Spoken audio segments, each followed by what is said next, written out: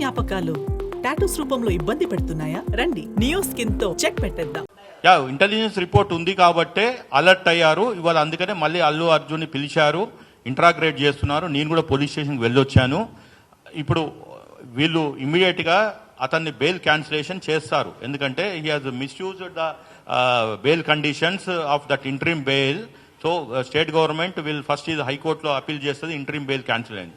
రెండోది ఇక్కడ కాకుంటే సుప్రీంకోర్టులో అప్పీల్కి వెళ్తారు, అక్కడ క్యాన్సిల్ అవుతుంది. So one is that in next 2-3 డేస్లో అల్లు అర్జున్ గారి బెయిల్ క్యాన్సిల్ కావటము తథ్యము. He will be remanded back to the jail.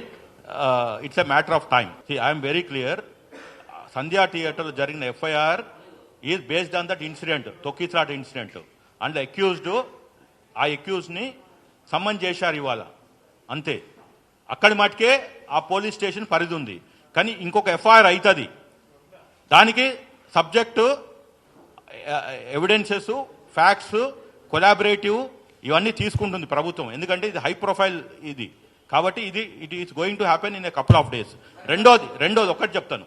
ఇప్పుడు ఎవరైతే బీఆర్ఎస్ వాళ్ళు అప్పుడు ముఖ్యమంత్రి ఫ్లైట్ వేసుకొని బీహార్, ఒరిస్సా, వెస్ట్ బెంగాల్, పంజాబ్లో చనిపోయిన ఎవరు ఆర్మీలో చనిపోయిన వాళ్ళకి జవాన్స్ లేకుంటే రైతులు వాళ్ళకేమో డబ్బులు తీసుకుపోయి ఇచ్చారు.